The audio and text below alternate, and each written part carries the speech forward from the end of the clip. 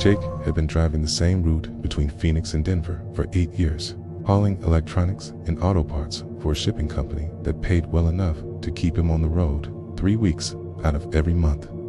He preferred the night runs because the pay was better, traffic was lighter, and he could make better time without dealing with the chaos of rush hour traffic. The loneliness never bothered him much. He had his CB radio, his audiobooks, and the familiar comfort of his custom sleeper cab that had become more of a home than his actual apartment back in Tucson. It was a Tuesday night in October when Jake picked up his load in Phoenix, a standard shipment of computer components bound for a warehouse in Colorado. The dispatcher mentioned they were running behind schedule due to a previous driver calling in sick, so Jake would need to push hard to make the delivery window. He didn't mind. The overtime pay would help with his daughter's college tuition, and he was used to the pressure of tight deadlines. The first few hours went smoothly. Jake made good time through the Arizona desert, his headlights cutting through the darkness as classic rock played softly from his radio. He'd driven this stretch so many times he could navigate it blindfolded, knowing every curve, every grade, every truck stop along the way. Around midnight, he stopped for fuel and a quick meal at a Flying J outside Flagstaff, chatting briefly with another driver about road conditions ahead. Back on the road, Jake settled into his rhythm, maintaining a steady 70 miles per hour as he climbed into the mountains. The temperature gauge showed normal, his fuel was good, and he was making excellent time. Everything was routine until he crested a hill near the Utah border and saw brake lights ahead. Traffic was backed up for what looked like miles, completely stopped on both sides of the interstate. Jake downshifted and applied his brakes, bringing his rig to a halt behind a line of other trucks and cars. He grabbed his CB radio and called out to other drivers, trying to get information about what was causing the delay. "Okay, looks like a bad accident up ahead," came a voice through the static. "Been sitting here for over an hour, okay? Says it might be another 2 hours before they get it cleared." Jake sighed and turned off his engine. There was nothing to do but wait. He climbed into his sleeper berth and tried to get some rest, but the constant chatter on the CB and the occasional sound of vehicles moving kept him awake. After about an hour of sitting in the dark, he noticed something odd. Cars were moving alongside the stopped trucks, but they weren't part of the traffic jam. These vehicles were traveling in the opposite direction, against traffic, using the shoulder and median to navigate around the stopped vehicles. Jake watched through his passenger window as car after car passed by, their headlights sweeping across the interior of his cab. What disturbed him wasn't that people were finding creative ways around the backup. It was that every single car was identical. Same make, same model, same color. Dark sedans with tinted windows moving in perfect single file at exactly the same speed. He counted 12 of them before he lost track, each one exactly the same as the last. Jake grabbed his CB radio and called out to other drivers. "Anyone else seeing these cars going the wrong way? Same car, over and over." The radio crackled with static, but no one responded. Jake tried several more times, but the CB seemed to be picking up nothing but empty air. He checked his radio and tried different channels, but the silence continued. This was unusual. Truckers were notorious for staying on the radio during long delays, sharing information and passing time with conversation. The line of identical cars continued past his truck, and Jake began to feel increasingly uneasy. He decided to get out and walk to the truck behind him, hoping to talk to another driver and confirm what he was seeing. As he climbed down from his cab, he noticed something that made his stomach drop. The truck behind him was empty. Not just empty of a driver, but completely abandoned. The engine was off, the cab was dark, and when Jake peered through the windows, he could see that the keys were still in the ignition. He walked to the next truck, then the next. All empty, all abandoned, with their engines off and keys still inside.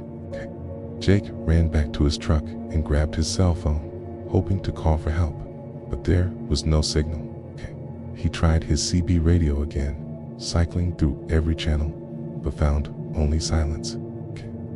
The line of identical cars continued to pass, seemingly endless, each one moving at the same mechanical pace. Panic began to set in as Jake realized he might be the only person left in the entire traffic jam. He climbed back into his cab and started his engine, planning to turn around and head back the way he came. But as he put the truck in gear, he noticed something in his mirrors that made him freeze. The identical cars had stopped passing. Instead, they had formed a line behind his truck, their headlights creating a wall of light that stretched back as far as he could see.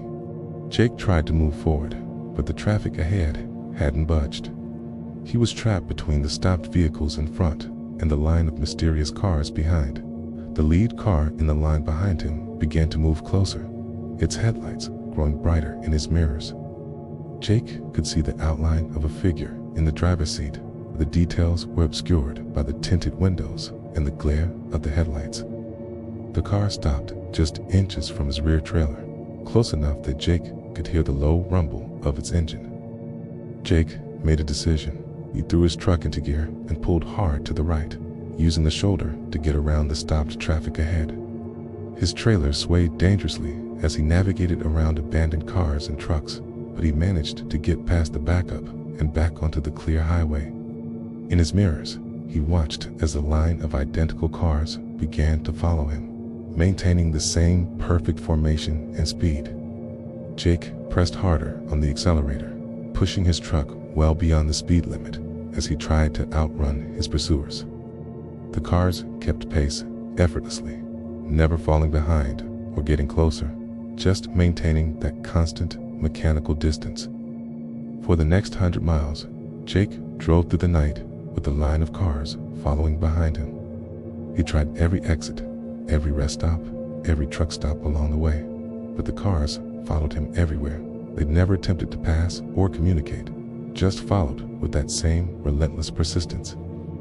As dawn began to break over the mountains, Jake looked in his mirrors and saw that the cars were gone. The highway behind him was empty, showing no trace of the vehicles that had been following him all night. He pulled into the next truck stop and sat in his cab, shaking and trying to process what had happened. Jake never drove that route again. He requested a transfer to different runs, taking a pay cut to avoid the stretch of highway where he'd encountered the identical cars. When other drivers asked him about it, he would just say that the area gave him a bad feeling and leave it at that. Maria had been driving long-haul trucks for 15 years, one of the relatively few women in a male-dominated industry. She'd built a reputation for being reliable, professional, and unflappable under pressure. Colleagues respected her ability to handle difficult loads and challenging routes, and she took pride in her perfect safety record and on-time delivery rate, She specialized in hazardous materials transport, carrying everything from industrial chemicals to medical waste. The pay was excellent, but the work required additional certifications, strict adherence to safety protocols, and a level of responsibility that not every driver was willing to accept. Maria understood the risks and took them seriously, but she also understood that someone had to do the job. On a cold February night, Maria was driving a load of medical waste from a hospital in Kansas City to a disposal facility in Oklahoma. The cargo was properly contained and documented, following all federal regulations for hazardous materials transport. She'd made this run dozens of times before without incident, but something felt different this time. The load had been ready late, pushing her departure time back by several hours. The hospital's loading dock supervisor had seemed nervous and evasive when she'd asked about the delay, mentioning something about additional materials that needed to be included at the last minute. Maria had inspected the cargo containers as required, but they were sealed and labeled according to standard protocols. As she drove south through Kansas, Maria noticed that her CB radio was picking up strange transmissions. Instead of the usual chatter between drivers, she was hearing what sounded like medical discussions, voices talking about patient conditions, surgical procedures, and treatment options. The conversations were clear and professional, but they were happening on trucking channels that should have been carrying traffic reports and weather updates. Maria tried changing channels, but the medical conversations continued on every frequency. She heard doctors discussing cases, nurses updating patient status, and administrators talking about resource allocation. The conversations were detailed and realistic, but they were happening in the middle of the night on CB radio frequencies that medical personnel wouldn't normally use. Around midnight, Maria stopped at a truck stop near the Oklahoma border to check her load and get some coffee. As she walked around her trailer, inspecting the cargo containers, she noticed that one of the seals had been broken. The container was still closed, but the security seal that should have prevented tampering was missing. Maria opened the container to inspect the contents, following her training for dealing with potentially compromised hazardous materials. Inside, she found the expected medical waste containers, but there was something else. Stacked neatly in one corner were several small boxes labeled with names and dates. The labels were handwritten rather than printed, and the dates were all from the same day, the day she'd picked up the load. Opening one of the boxes, Maria found what appeared to be tissue samples preserved in small containers. The labels indicated they were from surgical procedures, but something about them seemed wrong. The tissue samples were too uniform to precisely cut, and they were labeled with codes that didn't match any medical classification system she was familiar with. Maria's phone began to ring. The caller ID showed the number for the hospital where she'd picked up the load, but when she answered, there was no voice on the other end. Instead, she heard the sound of medical equipment, heart monitors, ventilators, and other devices that she recognized from her visits to hospitals during her mother's illness years earlier. The sounds continued for several minutes before the call ended. Immediately, her phone rang again with the same number, and again she heard the medical equipment sounds. This pattern continued for the next hour, with calls coming every few minutes showing the same hospital number. Maria decided to call the hospital directly to report the compromised cargo and ask about the mysterious tissue samples. The number connected, but instead of a hospital switchboard, she reached what sounded like an operating room. She could hear surgeons discussing a procedure, nurses calling out vital signs, and the steady beep of monitoring equipment. "Hello?" Maria called into the phone. "Kana, we need to speak to someone about a cargo pickup." The medical sounds continued, but now she could hear her own voice echoing in the background of the operating room sounds. Somehow, her phone call was being broadcast into the surgical suite she was listening to. She ended the call and tried again, but got the same result. Maria made the decision to continue to her destination and report the irregularities when she arrived. She secured the cargo container as best she could and got back on the road. The CB radio continued to broadcast medical conversations, and her phone continued to ring with calls from the hospital number. As she drove through the night, Maria began to notice ambulances on the highway. They were traveling in the opposite direction, heading north toward Kansas City, but there were far too many of them. She counted over 30 ambulances in the span of an hour, all traveling at high speed with lights and sirens. The ambulances were all identical, the same make and model with the same emergency service markings. Maria tried to read the service names on the vehicles, but the lettering seemed to shift and change as they passed. Sometimes the ambulances appeared to be from Kansas City, sometimes from Oklahoma City, and sometimes from places she'd never heard of. Maria pulled into a rest area to take a break and clear her head. As she sat in her cab, she watched the ambulances continue to stream past on the highway. They were coming from the direction of her destination, the medical waste disposal facility in Oklahoma, and heading toward the hospital where she'd picked up her load. Her phone rang again, but this time the caller ID showed her own number. When she answered, she heard her own voice having a conversation with someone else. The other voice was asking questions about the cargo she was carrying. wanting to know about the tissue samples and the broken seal. "I don't know what you're talking about," her own voice said in the phone.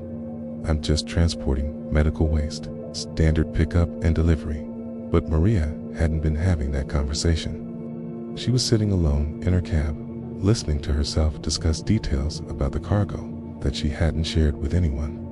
The conversation continued for several minutes, their own voice providing information about her route, her schedule, and the contents of the mysterious boxes. Maria hung up and tried to call the disposal facility to report the problems with her cargo, but when she dialed their number, she reached the same operating room sounds she'd heard when calling the hospital. Her own voice was there too, now discussing the medical procedures she was hearing. The rest of the drive to Oklahoma was a blur of confusion and growing fear. The ambulances continued to pass in the opposite direction. The CB radio continued to broadcast medical conversations, and her phone continued to ring with calls from her own number. Heike, he'd call, featured her own voice discussing aspects of the cargo and the journey that she hadn't told anyone about. When Maria finally reached the disposal facility, she found it operating normally. The receiving dock was staffed, the paperwork was processed without question, and the cargo was unloaded and accepted. No one mentioned any irregularities or asked about the broken seal. As she drove away from the facility, Maria noticed that the ambulances had stopped. The CB radio had returned to normal trucking chatter, and her phone had stopped ringing. It was as if the entire experience had been reset, returning to normal now that her cargo had been delivered. Maria never accepted another medical waste transport job. She requested a transfer to standard freight hauling, taking a significant pay cut to avoid dealing with hazardous materials. When asked about the change, she would only say that she preferred working with cargo that stayed predictable. Tommy had been driving for a small regional company for 12 years, mostly short hauls between distribution centers in the Midwest. He liked the work because it kept him close to home, allowing him to be back for his son's baseball games and his daughter's school plays. The pay wasn't as good as long-haul work, but the family time was worth more than money to him. His usual runs were simple and straightforward, picking up goods from manufacturers and delivering them to retail distribution centers. The loads were typically consumer products, nothing exotic or dangerous, just the everyday items that kept store shelves stocked.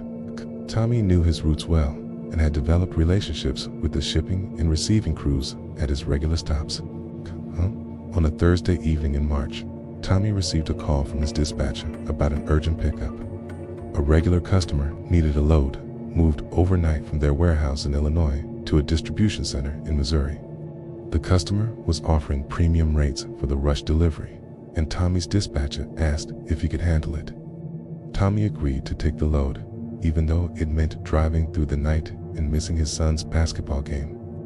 The extra money would help with some home repairs that had been postponed, and he could make up the family time over the weekend. He drove to the pickup location, arriving at the warehouse just as the evening shift was ending. The loading dock supervisor seemed unusually hurried, directing Tommy to back up to a specific dock door and asking him to wait in his cab while they loaded the trailer. This was unusual. Tommy typically helped with the loading process, or at least inspected the cargo to ensure it was properly secured. But the supervisor insisted that company policy required drivers to remain in their vehicles during loading. Tommy could hear the loading crew working in his trailer, but the sounds were strange. Instead of the usual noise of forklifts and conveyor belts, he heard what sounded like heavy objects being moved by hand. The loading process took much longer than usual, nearly 3 hours, and Tommy could occasionally hear the crew talking in hushed voices. When the loading was complete, the supervisor brought Tommy his paperwork, but it was different from the usual bills of lading. The forms were handwritten rather than printed, and the cargo description was vague, listed simply as miscellaneous items with no specific details about contents or quantities. Tommy started to ask questions about the cargo, but the supervisor cut him off, saying that the customer had requested complete confidentiality about the shipment. He assured Tommy that everything was legitimate and properly documented, but emphasized that the customer valued discretion above all else. The drive to Missouri began normally enough. Tommy made good time through the Illinois countryside, his trailer feeling heavier than usual, but tracking normally behind his truck. He'd hauled overweight loads before, so the extra weight didn't concern him much. His bigger worry was making the delivery window, which was tight even with the overnight drive. It's about 2 hours into the trip. Tommy began to hear sounds coming from his trailer. At first, he assumed it was just cargo shifting, which wasn't uncommon with poorly secured loads. But the sounds were rhythmic and persistent, almost like someone was walking around inside the trailer. Tommy pulled over at the next rest area and walked back to check his trailer. The sound stopped as soon as he approached, and when he listened at the trailer doors, he heard nothing. The security seal was still intact, and the doors were properly locked. He walked around the entire trailer, checking for any signs of damage or tampering, but everything appeared normal. Back on the road, the sounds resumed. Tommy could hear what sounded like footsteps moving from the front of the trailer toward the back, then back toward the front. The pattern was consistent: a slow walk from front to back, a pause, then a return trip. The footsteps were heavy, like someone wearing boots, and they seemed to be moving with purpose rather than just randomly wandering. Tommy tried turning up his radio to mask the sounds, but they seemed to get louder in response. He could now hear what sounded like multiple sets of footsteps, as if several people were walking around inside his trailer. Sometimes the footsteps would sync up, moving in unison, and sometimes they would move in opposite directions, creating a complex pattern of movement. Around midnight, Tommy's CB radio crackled to life with an incoming call. The voice on the other end was unfamiliar, speaking in a low, urgent tone. "Driver, you need to stop and open your trailer," the voice said. "There's been a mistake with your cargo. You're carrying something that needs to be removed." Tommy responded, asking for identification and details about the supposed problem with his cargo. The voice refused to provide any credentials, but insisted that Tommy stop immediately and open his trailer. The caller claimed to be from the shipping company, but Tommy didn't recognize the voice, and the company had never contacted him directly on his CB radio. "I can't open the trailer," Tommy replied. "I have a security seal and specific instructions to deliver the cargo intact." "You don't understand?" The voice came back. "What you're carrying is dangerous. It needs to be removed before you reach your destination." The conversation continued for several minutes, with the mysterious caller becoming increasingly agitated and demanding that Tommy stop and open his trailer. Tommy refused, following company policy about maintaining cargo security, but the caller's urgency was beginning to make him nervous. The footsteps in his trailer were getting louder and more frequent, and Tommy was beginning to hear other sounds as well. There was scratching, like fingernails on metal, and occasional thuds that sounded like someone hitting the walls of the trailer. The sounds were coming from all directions now, as if the entire interior of the trailer was filled with movement. Tommy tried calling his dispatcher to report the situation, but his phone showed no signals. He tried his CB radio to contact other drivers, but the only response he got was the same mysterious voice demanding that he stop and open his trailer. Every channel he tried was dominated by the same caller, who seemed to be tracking his location and movements. As Tommy approached the Missouri border, he noticed vehicles following him. They were keeping their distance, but they'd been behind him for the past 50 miles, matching his speed and following him through lane changes. The vehicles were dark sedans with tinted windows, and Tommy couldn't see their license plates or any identifying features. The footsteps in his trailer were now constant, and Tommy could hear what sounded like voices. They were muffled and indistinct, but they seemed to be having conversations, asking questions, and giving responses. The voices had a strange quality, like they were coming from a great distance or through some kind of interference. Tommy made the decision to continue to his destination and let the receiving crew deal with whatever was in his trailer. He'd followed all proper procedures, and it wasn't his responsibility to investigate the cargo. His job was to deliver it safely and on time, and that's what he intended to do. The final hour of the drive was the most difficult. The sounds from his trailer were now so loud that he could barely hear his radio or engine. The footsteps had turned into running, and the voices had become shouts. Okay. The scratching and thudding were constant, and Tommy could feel the trailer swaying as if the cargo was shifting violently.